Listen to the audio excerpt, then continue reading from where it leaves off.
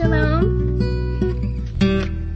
This video is going to cover the Exploring the Aleph Beit mini course. In this first part, we're going to go ahead and begin with an introduction, and that can be found at exploringhebrew.weebly.com.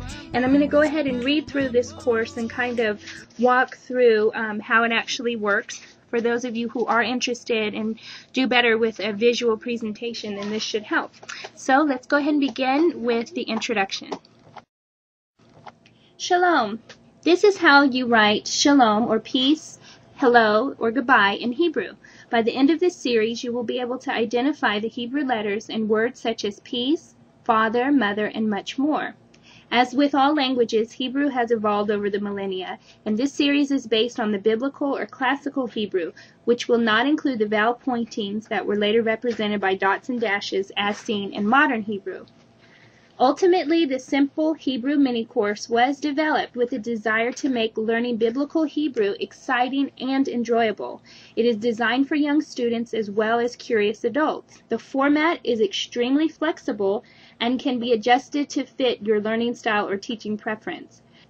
You will even find that the units are so easy that a really ambitious learner using this Exploring the Aleph Beit series can identify and write Hebrew letters in less than a month. We have arranged the Exploring the Aleph Beit into 7 units that can be easily stored in the 3-ring binder. The first unit includes the foundation for learning the language before studying the Hebrew letters. The next 6 units will correspond to the Aleph Beit jingle online and contain the following: an introduction, a brain boost, practice boxes, background, enhancement, and review. Finally, I confess that I am not a linguist or professional writer, and although I have been blessed to live in Israel for a season, I do not speak Hebrew fluently. I am just a humble servant of Yahweh, a believer in Yahushua the Messiah, a devoted wife, a joyful mother, and a fellow student of the language.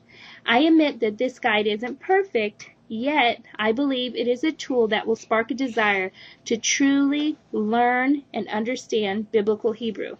Remember, my goal is to keep it exciting yet simple.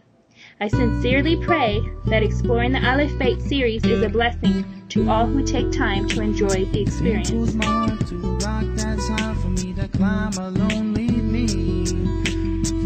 have been a refuge for me, a tower of strength in the face of the enemy. Yes, a strength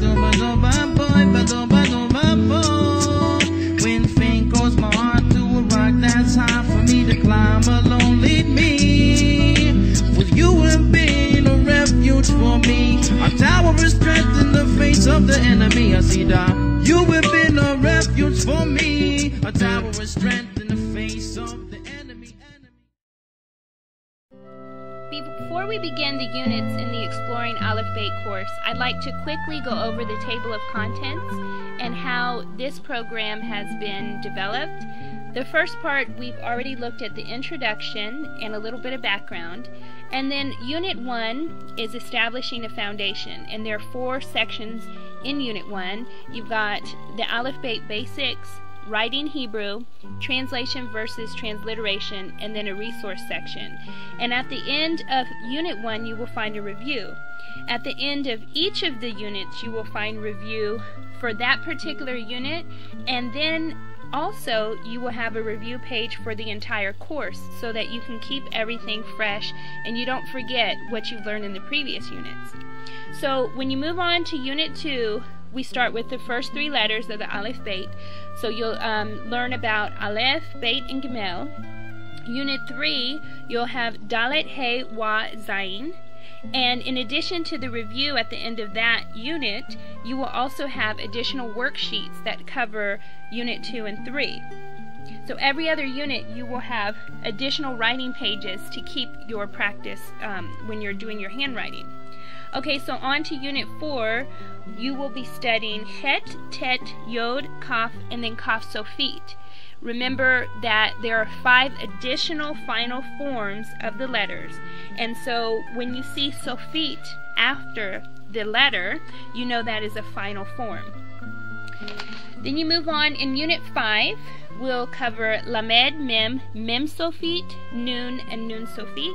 You'll have your review and then again worksheets to enhance your practice for Unit 4 and 5. Unit 6, you have Samek, Ain, Pei, Pei Sofit, Sadi, Sadi Sofit, and a review. Unit 7, we'll go over the last 4 letters of the Aleph Beit. So you'll have Kuf, Resh, Shin, Tav. You'll have your review and then worksheets for Unit 6 and 7. Then you'll also notice I put some additional information in the appendix section. You'll have a letter guide which can be used for reference. You'll have an enhancement guide which suggests different games and projects and arts and crafts that you may want to use to enhance your study, and this is particularly helpful when you have young children that are learning. I strongly believe it should be exciting and enjoyable and not boring, so there's quite a few ideas in Appendix 2. Appendix 3, you'll see the song lyrics to the Aleph Bet jingle, which is kind of a nifty little melody that we came up with and helps remember the order of the letters, and that can be found online. Appendix 4, you'll find a bingo template, and that allows you to copy that form or develop your own and then write in the letters you've already covered and then play bingo. And then in Appendix 5, you will see the unit and worksheet answer guide. In case you're unsure if you're getting the questions correctly, you can refer to Appendix 5. In Appendix 6, I put several different additional optional worksheets. And then in Appendix 7, you have flashcards, and there are 2 sets of flashcards. The first set of flashcards is simply the letters that you've learned, the 22 letters, as well as the 5 Sofit or final forms.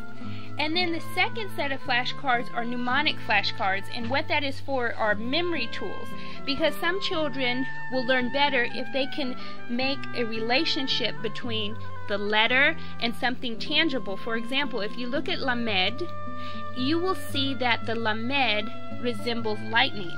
And the reason I chose that is because Lamed starts with the L sound for our English ears, and then it also corresponds with lightning, which also shares the O sound. So Lamed is like a lightning bolt. So you'll see flashcards that kind of help trigger that memory until your children completely understand how the words or letters look. This is helpful especially for young children, and those are also included as you review the course. You'll see that throughout. With that said, let's move on to Unit 1.